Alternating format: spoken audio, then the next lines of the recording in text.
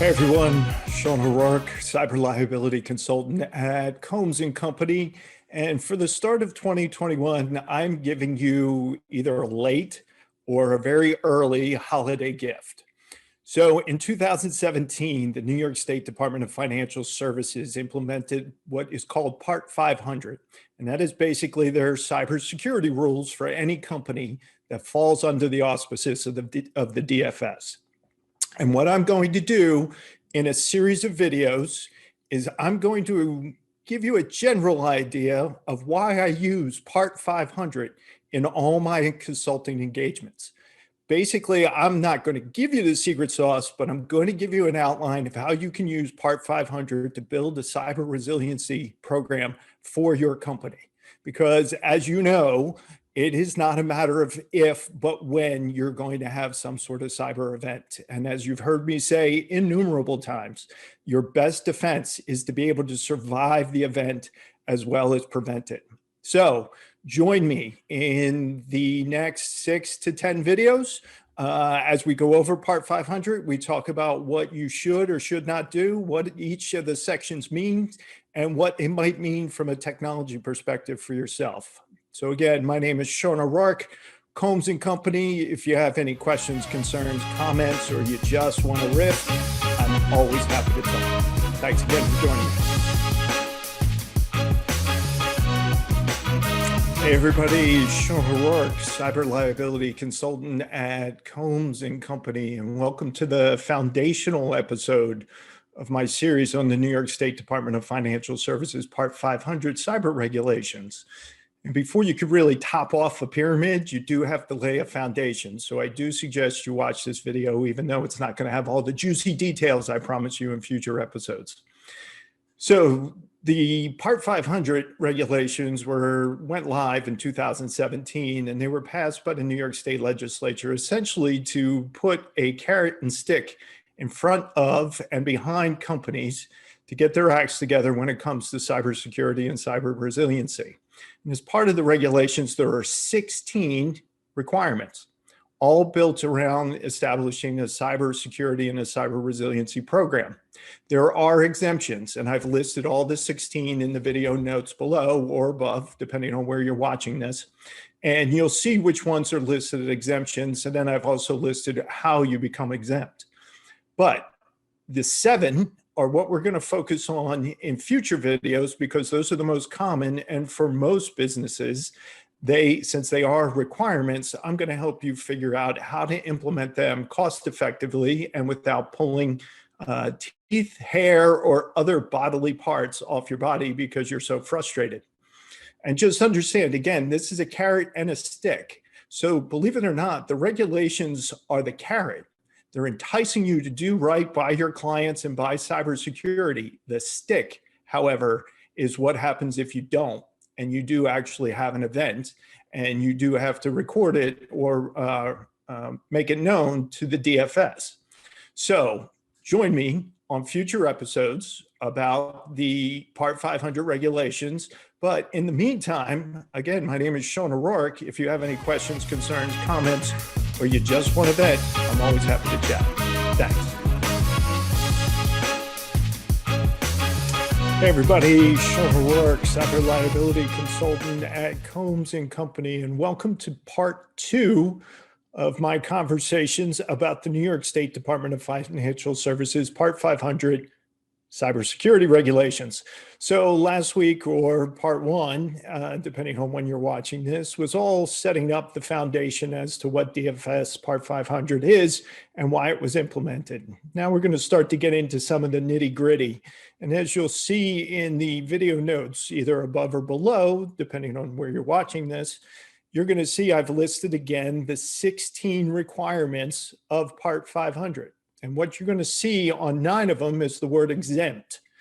So that means businesses of a certain size, of a certain revenue generation are exempt from these 9 requirements. That means you still have to do 7 of them.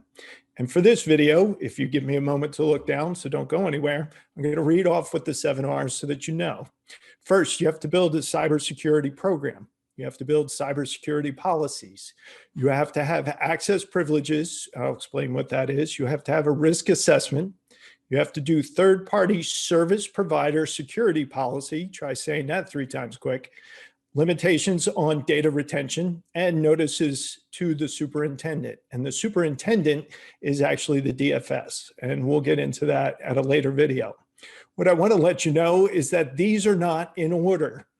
So while the first regulation is build a cybersecurity program followed by cybersecurity policies, you can do neither until you've actually done a risk assessment. You can't do really a risk assessment until you've done the third-party service provider security policy check. So what are those? Well, the third-party security whatever is actually, it actually means that you go to any vendor who has access to your data, either because you grant it to them or you store it on their servers, or you use their services in some way. You have to go to them and get documentation of their cybersecurity policies, procedures, and defense mechanisms. You have to know how they protect their systems and your data when it sits on their machines. Then what you do is you do a risk assessment. And a risk assessment is exactly what it says. You basically look at your cyber landscape, you look at your data landscape, you look at your business landscape, and you find out where your risks lie. You're not going to find them all. I hate to tell you that, but you want to find the ones that are chief to your industry and could really do damage to your business if you have a cyber incident. And again, as I said in the beginning video, I'm not going to give you all the details. So this is just a highlight of the first 2 elements that you have to do. Again, my name is Sean O'Rourke. We will be going over the additional requirements in future videos. But as always, if you have questions, comments, concerns, or you just want to vent, I'm always happy to chat. Thanks. Hey there, everyone. Sean O'Rourke, cyber liability consultant at Combs & Company. And welcome to the next installment on my series about the New York State Department of Financial Services, Part 500, Cybersecurity Regulations. Please try to say that 3 times fast. So last week we talked about 2 elements of the non-exempt requirements, and today we're going to talk about 2 more, building up to the final 3 next week. So the next 2 are access privileges and limitations on data retention. So access privileges, kind of straightforward. Who has access to what data and what systems? You need to have basically a logical reasoning for each employee to have access to the information on the systems to which he or she has access. The reason being is you don't want an everyday intern to have access to your financial accounting system without a reason. They can't be in the marketing department and all of a sudden be granted access to the most sensitive information in the company simply because no one knows that by giving them a certain profile that they're going to have access to it. So this is a combination of working between the IT department and it could be HR if the company is large enough, or it's just the general business side, somebody on the general business side to say X, Y, and Z can have access to this, A, B, and C cannot, but they have access to this. And you need to document this out, and you also need to document how you take that access away should that employee move departments or positions or leave the company. That is just as important as actually giving them the permissions. The next one is where things get a little hairy. So limitations on data retention. So the New York State Department of Financial Services wants you to put a plan in place that basically denotes for almost every piece of data that you hold, non-public data, so this is data on your customers and your clients, you're going to have to put on there how long you are going to hold it and where you are going to hold it. So are you going to hold it on a live server? Are you going to hold it on a cloud backup server? Are you going to hold it on an archive drive somewhere?